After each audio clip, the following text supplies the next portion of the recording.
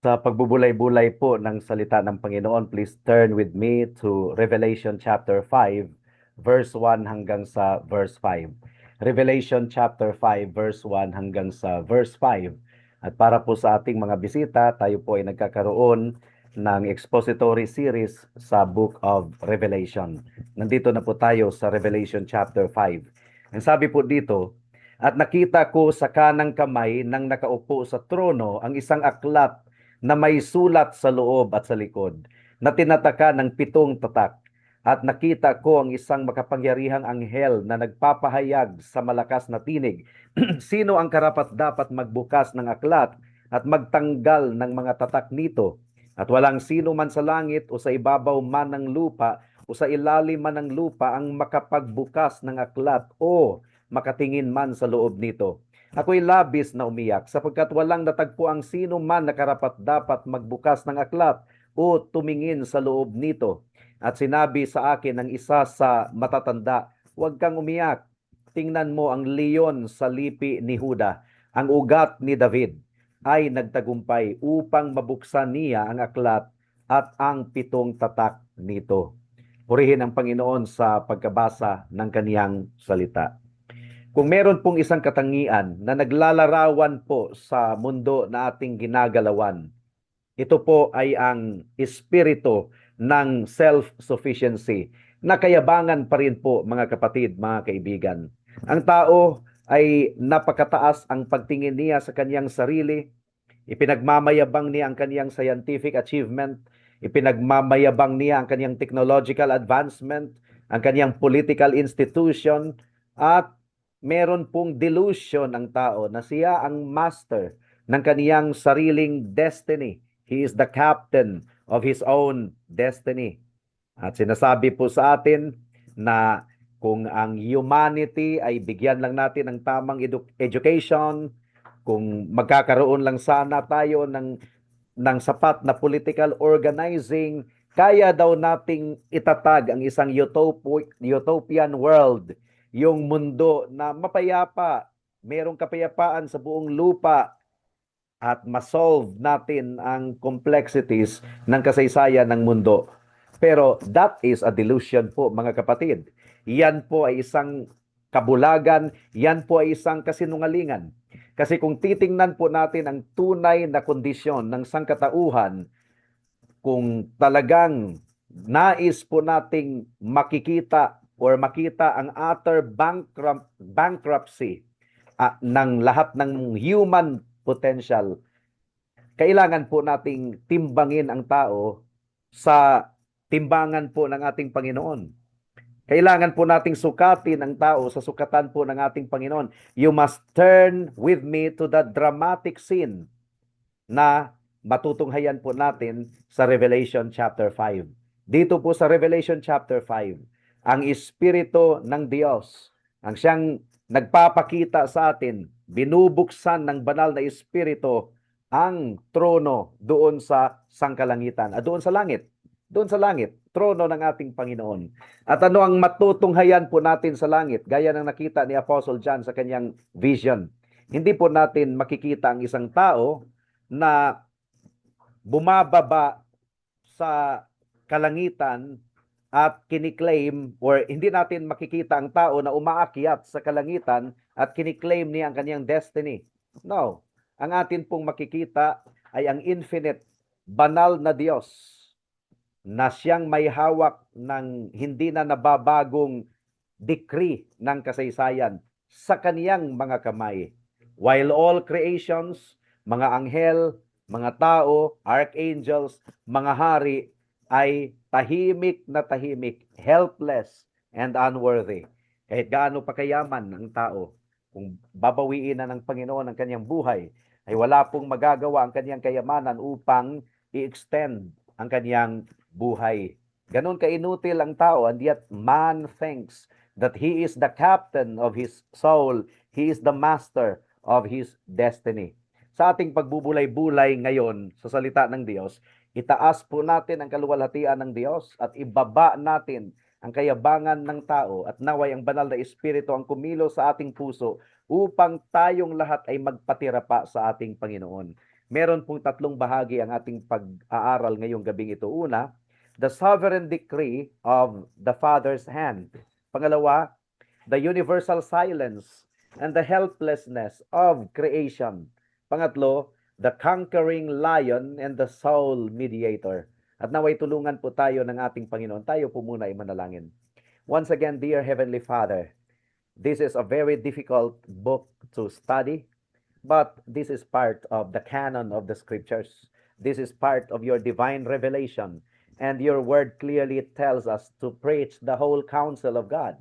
So help your servant even tonight na ipahayag ang katotohanan ng inyong salita dito sa Book of Revelation. Buksan po ninyo ang aming isipan at naway matunghayan namin ng kaluwalhatian ng aming Panginoong Hesukristo sa ikaliligtas ng kaluluwa ng mga wala pa kay Kristo. Salamat po. Ito po ang aming samo at dalangin sa pangalan ni Jesus. Amen and amen. The sovereign decree in the Father's hand. Tingnan po natin ang verse 1, mga kapatid. Ang sabi po ng Revelation chapter 5 verse 1. At nakita ko sa kanang kamay ng nakaupo sa trono ang isang aklat na may sulat sa loob at sa likod na tinatakan ng 7 tatak. Pansinin po natin, sino po ba ang nakaupo sa trono? Sino ang nakaupo doon? Ang sagot, ang Diyos Ama ang nakaupo sa trono. Bakit ang Diyos Ama? Dahil later, yung Lamb of God, si Jesus po yun, ay lalapit sa kanya na nakaupo sa trono. So there is a clear distinction between the one who is seated upon the throne and the one na lalapit sa kanya. Ang kordero ng Diyos, lalapit sa kanya sa chapter 6. Now, kailangan po nating sagutin itong fundamental theological question. Ang tanong, kung ang Diyos ay espiritu at hindi po nakikita, invisible ang espiritu, paanong si Apostle John ay nakakita sa Diyos Ama na nakaupo sa kanyang trono? Samantalang ang banal na kasulatan ay explicit talaga na nagdi-declare sa John chapter 1 verse 18, no one has ever seen God. Wala talagang nakakakita sa Diyos sapagkat ang Diyos ay espiritu. At ang espiritu po ay hindi nakikita. God the Father is an invisible, non-corporeal spirit. John chapter 4 verse 24 yun. Nilinaw din ito ni Apostle Paul sa 1 Timothy chapter 1 verse 17. So how was it na si Apostle John ay nakakita sa Diyos Ama na nakaupo sa kanyang trono? Well, alalahanin po natin, John was in the Spirit. He was not physically transported to heaven. He was in the Spirit. That was a vision that he saw. Ang natunghayan po, ang nakita po ni Apostle John ay hindi po ang physical body ng Diyos Ama. Ang nakita po ni Apostle John was a God-given symbolic vision. Ang tawag po nito sa theology ay anthropomorphism. Anthropomorphism. Ang anthropomorphism ay yun yung pagpapakita ng Diyos para ma-accommodate ang human weakness sapagkat walang tao na nakakakita sa Diyos na hindi namamatay. So, what the Apostle John saw was anthropomorphism, designed to communicate divine reality. Ang trono at ang Diyos Ama na nakaupo doon, ang ibig pong sabihin nito ay ang majesty ng ating Panginoon ay unshakable. It is firmly established. Nagpapahiwatig ito sa eternal, calm, and His absolute, uninterrupted rule over all created things. At pansinin po natin, mga kapatid, ang scroll ay hawak ng Diyos Ama sa kanyang kanang kamay. Yun ang sinasabi po sa verse 1. Now, kung ating aralin po ang biblical language, ang kanang kamay ay nagsisimbolize sa divine omnipotence, ruling authority, and supreme custody.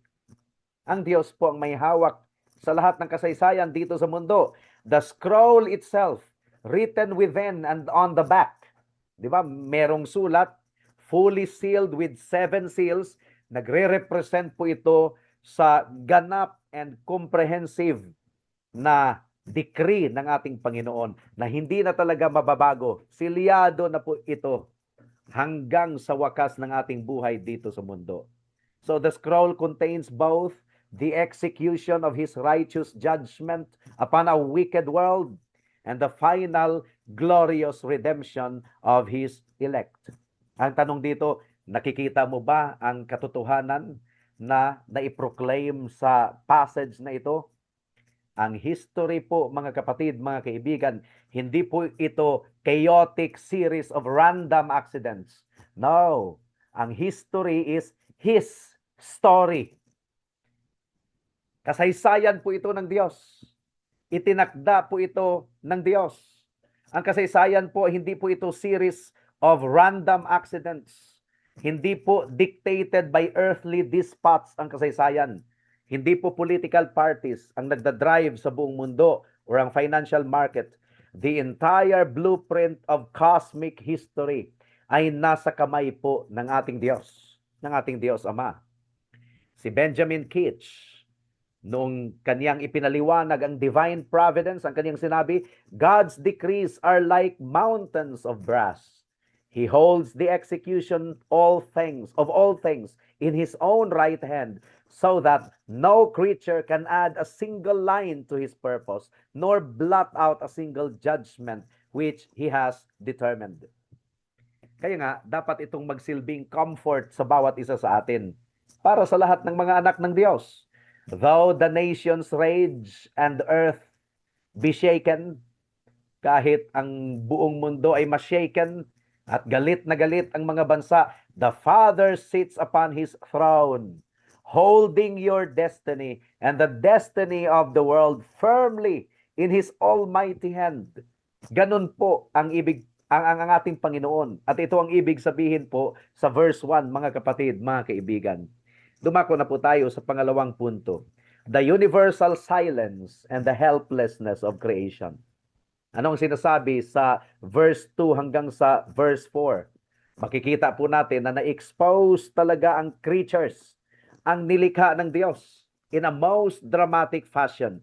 Verse 2, ang sabi po dito, at nakita ko ang isang makapangyarihang anghel na nagpapahayag sa malakas na tinig, sino ang karapat-dapat magbukas ng aklat at magtanggal ng mga tatak nito.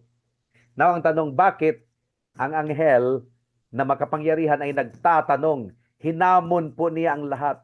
Bakit nagbigay siya ng ganong challenge? Totoo ba na naghahanap po ang anghel ng candidate kung sino ang makapagbukas? Ang karapat-dapat na magbukas ng scroll na yon at tanggalin yung mga silyo? Ang buong kalangitan ba ay off guard? Of course not. The heavenly hosts, kabilang ng mga cherubims, seraphims, mga angels, and even the glorified saints in heaven, naunawaan nila na wala na talagang ibang worthy na magbukas ng scroll at magtanggal ng silyo. They already understood the infinite distance between the holy creator and created beings. Wala talaga kahit mga anghel, walang may karapatan na magbukas. Ang tanong, bakit tinanong ito ng anghel? Ang tawag po noon ay rhetorical challenge. Rhetorical challenge at ang layunin po noon ay pedagogical. Ang ibig sabihin ng pedagogical, teaching. Sino ang tinuruan ng anghel? Nung nagbigay siya ng hamon, sino ang karapat-dapat magbukas ng aklat? Ang tinuruan po ng anghel ay si Apostle John. At saka tayo din. Tayo. Sa pamamagitan ng writing ni Apostle John, kasi siya po ang may akda ng Book of Revelation, the Church of Jesus Christ ay tinuruan kung ano ang matutunghayan natin sa langit. Before we can ever behold the glory of the Redeemer, we must be brought to confront the absolute helplessness of creation to save itself. So, ano ba ang resulta ng sigaw ng anghel na yon? Sino ang karapat-dapat magbukas ng aklat at magtanggal ng mga tatak nito? Tahimik ang buong sangkalangitan. Walang karapat-dapat, wala nang iba. Kaya ano ang response sa puso ni Apostle John? Sabi po dito sa verse 3, at walang sino man sa langit o sa ibabaw man ng lupa o sa ilalim man ng lupa ang makapagbukas ng aklat o makatingin man sa loob nito. No one. Wala po. Tingnan po natin yung absolute uncompromising scope of that phrase, no one. Not even the mighty angels, kahit si Michael or si Gabriel na banal na mga anghel ay nakakapag-possess ng holiness or authority upang i-approach ang trono ng Diyos Ama at kunin ang scroll at buksan ito. Walang kahit sino mang karapat-dapat. Hindi rin ang Old Testament patriarchs. Andun po si Abraham, Isaac at saka si Jacob. Andun si Moses. Wala rin kahit sa mga apostles. Wala kahit sa 24 elders representing the Church of Jesus Christ, the glorified Church of Christ. Walang kahit sino man. At kung tayo ay bumaba sa lupa, walang kahit sino ang presidente, hari, pontiff, or religious ruler. Kaya nga itong single verse na ito ay dapat mag-shatter, mag-demolish sa tinatawag na sacerdotal system.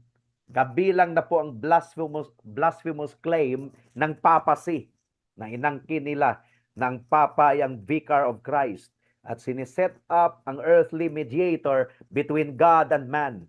No, walang kahit sino mang tao or sino mang nilalang na karapat-dapat mamagitan. Tanging ang ating Panginoong Hesukristo lamang ang karapat-dapat. Walang kahit sino man ang maaaring mamagitan para sa sino mang makasalanan, sapagkat lahat ay nagkasala at hindi nakaabot sa kaluwalhatian ng Diyos. So, noong sinearch ang buong nilikha, the silence was deafening. Tahimik po ang lahat.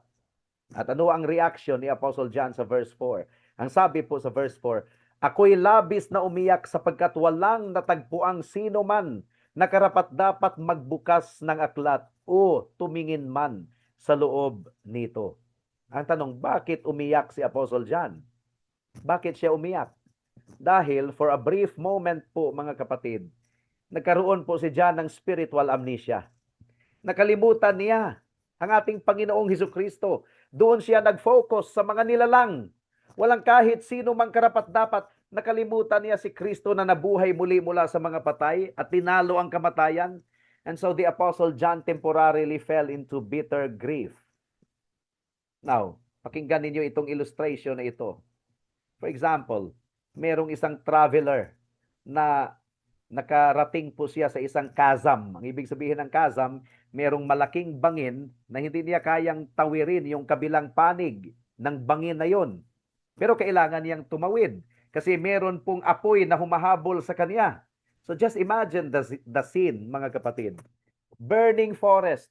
Kung hindi siya makatawid sa kabilang bangbang or sa bangin, mamamatay po siya. So tiningnan niya ang kaniyang kaliwa, merong kapwa traveler na kasama niya. Tiningnan niya yung kanan, athlete yon. Track and field pa ang kategory ng kaniyang pagiging atleta. And then yung kaniyang kasamahan sa kaniyang kaliwa ay tumalon, hoping na maabot yung kabilang panig ng bangin. Pero nahulog ang tao na yun sa bangin at siya ay namatay. Yung atleta sa kaniyang kanan ay tiningnan niya, well, atleta yun, malakas tumalon. Pero nung tumalon yung atleta, hindi rin nakaabot sa kabilang panig ng bangin. At siya po ay namatay, nahulog sa ilalim. Ang tao ay nawala ng pag-asa. Talagang wala na siyang pag-asa. Tiningnan niya ang kaniyang ability, hindi rin siya marunong tumalon. Ayun po ang mararamdaman ng sino man. Kung tayo ay tumingin sa ating sarili, pero kung tayo ay tumingala, meron palang tulay na inilagay ang Diyos para tayo ay makatawid. Ang tulay na yon ay walang iba kundi ang ating Panginoong Hesukristo. Now, bakit si Apostle John ay umiyak? Ano ba ang kamalian ni John? Well, nakalimutan po niya ang ating Panginoong Hesukristo. Yun po ang kaniyang kamalian. And my friends, di ba, ganito din ang ating kasalanan at kamalian sa maraming pagkakataon. Tayo ay tumitingin sa human solution. Tayo ay tumitingin sa mga political leaders or umaasa tayo sa ating moral strength in order to accomplish spiritual ends. Pero tayo ay nadidepressed. Tayo ay nadidespair sapagkat palpak. Wala po tayong taglay na lakas at kapangyarihan. Spiritual anxiety is always the bitter fruit of of a decentered Christ. Yung ibinaling natin ang ating pagtingin mula kay Kristo patungo sa ating kakayahan or patungo sa sino mang tao or nilalang dito sa ating mundo. Mga kapatid, let us fix our eyes on Jesus. And if our eyes are fixed on Jesus, hindi natin kailangang maranasan ang naranasan ni Apostle John. Talagang umiyak siya dahil walang sino man na karapat-dapat. And that leads us to the third point of our meditation tonight. Verse 5. Meron pong turning point sa vision ni Apostle John. Dahil ang sabi po ng verse 5, at sinabi sa akin ng isa sa matatanda. Remember, ang 24 elders, nag-represent po iyon sa church. Diba? 12 tribes of Israel, 12 sons of Jacob, and 12 apostles. 12 plus 12, 24. That represents the believers of both Old Testament and New Testament. So, sinabi sa akin ng isa sa matatanda, ibig sabihin, isa sa church, na glorified. Huwag kang umiyak, tingnan mo ang leon sa lipi ni Huda. Ang ugat ni David ay nagtagumpay upang mabuksan niya ang aklat at ang 7 tatak nito. So, pansinin po natin, sino po ang nakatulong kay Apostle John habang siya ay umiiyak? At sino ang nagbigay sa kanya ng utos? Huwag ka nang umiyak.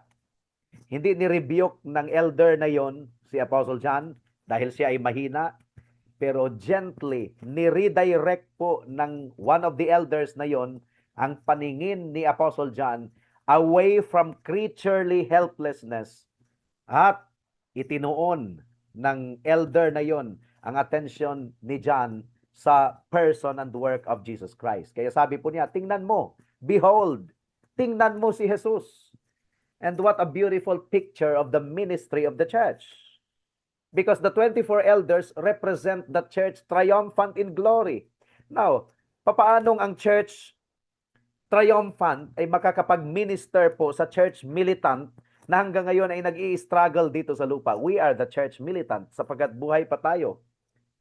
Well, ang church triumphant ay nakakatulong sa atin by pointing us continuously to the Savior. Papaano? Patay na sila. Well, indeed, not directly, pero si Charles Spurgeon na matagal na po na umuwi na sa Panginoon, di ba nakakatulong pa rin si Charles Spurgeon sa atin?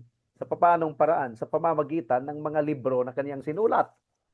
Di ba? Sa pamamagitan ng mga sermons na na-publish at tayo po ay natututo. Charles Spurgeon is one of the members of Church Triumphant, but he is still ministering to us sa pamamagitan ng libro na kanyang iniwan.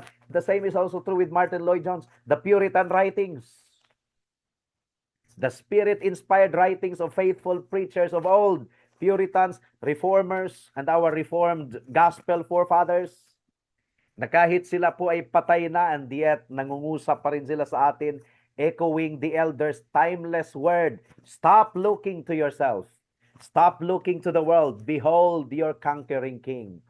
At higit sa lahat, si Apostle John na may akda ng Book of Revelation at ang lahat ng mga saints, Old Testament and New Testament, na ginamit ng Panginoon sa pagsusulat ng banal na kasulatan. They are still ministering unto us in that sense. But we know for a fact that the Scripture is the language of the Holy Spirit. And so the Holy Spirit is directly ministering unto us through the written word. Now, paano nilid ng elder na yon si Apostle John para wag na siyang umiyak? Ang sabi po niya, behold the Lion of the tribe of Judah. Hindi po mahirap unawain itong Lion of the tribe of Judah dahil meron pong batayan ito sa Old Testament. Sa Genesis chapter 49, verse 9 and 10, prophecy po ito na tumutukoy kay Jesus. Christ is the royal, fierce, and sovereign King who possesses divine authority to execute judgment and protect His people. Kung ating babasahin po ang significance ng Lion of the tribe of Judah, si Jesus po ang fulfillment nito. At isa pang description is the root of David. The root of David. At ang pinagmulan po nito ay Isaiah chapter 11 verse 10. Ang ating Panginoong Hesukristo, He was not merely a branch from David's historical line, but Jesus Christ is both, but the very divine root that gave rise to David himself. He is both David's Lord and David's Son. At bakit ang ating Panginoon ay karapat-dapat na buksan ang aklat? Ang sabi po ng isang matanda na yon is, He has conquered. Nagtagumpay si Jesus. Paano nagtagumpay si Jesus? Sa pamamagitan ng kanyang sinless life, sa pamamagitan ng kanyang active obedience to the law, sa pamamagitan ng kanyang substitutionary death upon the cross of Calvary, at sa pamamagitan ng kanyang pagkabuhay muli, Jesus Christ decisively conquered Satan. Nadisarmahan ng ating Panginoon ang curse of the law. Binayaran po niya ang penalty para sa kasalanan at inabolish po ng ating Panginoon ang kapangyarihan ng kamatayan. Kaya karapat-dapat po ang ating Panginoon na purihin at sambahin, karapat-dapat siyang magbuklat ng aklat na iyon na hawak ng kamay, kanang kamay ng Ama. Dahil nagtagumpay siya. He has the sole mediator. He is the sole mediator between God and men. And He accomplished His atoning work. Gaya ng sinabi ng isang Welsh Reformed Methodist revivalist ng pangalan na si Howell Harris. Sinabi po niya, "Let all creaturely pride fall to the dust. Heaven had no man, earth had no man, hell had no man that could touch the book of God's decree. But glory be to God, the Lion of Judah hath broken through. He hath trodden the winepress alone, and by His own blood He hath opened the way to the throne." Now, paano po natin ito i-apply sa bawat isa sa atin na mga mananampalataya? Para sa lahat ng mga kapwa mananampalataya, ano ba ang kondisyon ng puso mo ngayong gabi, kapatid? Ikaw ba ay umiiyak? Ikaw ba ay punong-puno ng anxiety? Samantalang pinagbubulay-bulayan mo ang mapapait na karanasan mo ngayon? The turbulent state of our culture? Or kung ikaw ay nagre-wrestle ng specific na trial sa buhay mo ngayon, ang salita ng Diyos with all authority ay nangungusap sa iyo ngayon, kapatid. Weep no more. Huwag ka nang umiyak. Stop measuring the security of your salvation or the future of the church by human strength or earthly circumstances. Ang scroll ng kasaysayan is not in the hands of secular rulers. Kahit na mag-meeting pa sila kung papaano saktan ang mga anak ng Diyos, ang lingkod ng Diyos. Kahit sila ay magsabuatan pa.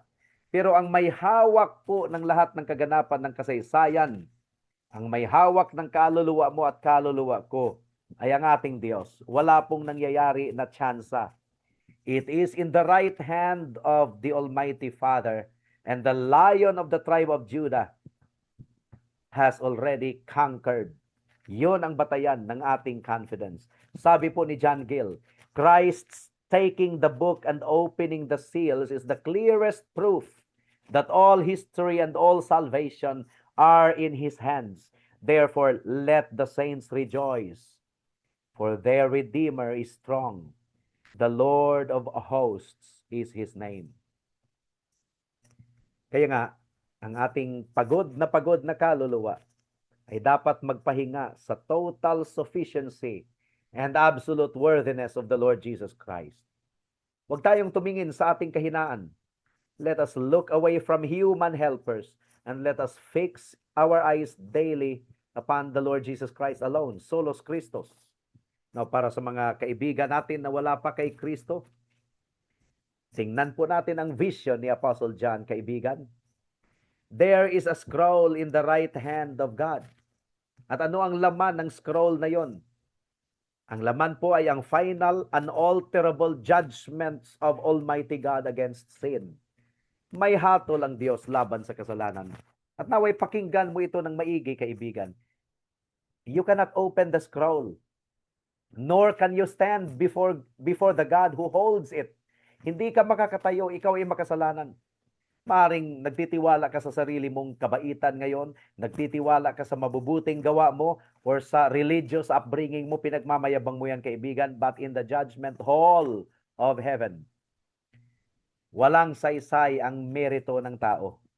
No one, kahit isa, sa langit, sa lupa, sa ilalim ng lupa, ay karapat-dapat. Wala po. Even the highest angels cannot approach the throne on their own merit. E paanong nag-umaasa ka sa kabaitan mo? E ang mga anghel na walang kasalanan, hindi basta-bastang makalapit sa trono ng Diyos sa kanilang sariling merito. How do you expect to stand before a holy God? Nang damit mo ay maruming basahan lamang sa kanyang harapan, ang self-righteousness mo ay maruming basahan lamang. Kung ikaw ay mamamatay sa kasalanan mo, you will face the absolute, unyielding wrath of God without a mediator. On that final day, lahat po ng excuse ng tao ay matatahimik. Every mouth will be stopped. That's according to Romans 3:19. And you will be left utterly helpless before the judgment seat. Bakit ka mapapahamak sa kayabangan mo, kaibigan? Look at the cross of Calvary. The very one who is the fierce lion to his enemies ay naging gentle lamb of God for sinners. He shed his precious blood upang ang mga guilty rebels ay mapatawad, aariing ganap, and brought safely into the kingdom of God. Kaya nananawagan ang salita ng Panginoon sa iyo ngayon, kaibigan. Drop the weapons of your self-sufficiency. Acknowledge your total inability to save yourself. Magsisi ka sa kasalanan mo, talikuran mo ang kayabangan mo, kaibigan, and cast your soul entirely upon the worthy mediator na si Jesucristo at wala nang iba. Cry out to Him for mercy. At nangako po ang banal na kasulatan na tatanggapin ka niya. Ikaw ay kanyang lilinisin. At yan ay patunay na ang pangalan mo ay nakasulat sa libro ng buhay forever. May God grant you the grace to yield to the conquering lion this very hour. Lumapit ka kay Kristo, kaibigan, at ikaw ay maligtas. Tayo po ay manalangin. O aming Panginoon, salamat po sa mensahe ng inyong salita ngayong gabi. Naway nangusap ito sa bawat isa sa amin. At naway ang mga kaibigan namin, kamag-anak na wala pa kay Kristo, naway tumingin sila kay Kristo. Buksan ninyo ang kanilang mga mata upang makita nila na si Kristo ay Diyos, Hari magpakailanman, karapat-dapat sambahin, at nagpaparusa, naghahatol, because He is the God of righteousness and justice. Pero salamat o Diyos dahil ang kaligtasan ay ipinagkaloob ninyo bilang isang biyaya. We are saved by grace alone, through faith alone, in Christ Jesus alone. Buksan ninyo ang mga mata ng aming kaibigan, mga kaibigan o Diyos, upang makita nila ang kanilang nothingness at upang ilipat nila ang kanilang pananalig kay Kristo lamang bilang kanilang Diyos at tagapagligtas. Salamat po, o aming Panginoon. Ito po ang aming tamo at dalangin sa pangalan ni Jesus. Amen and Amen.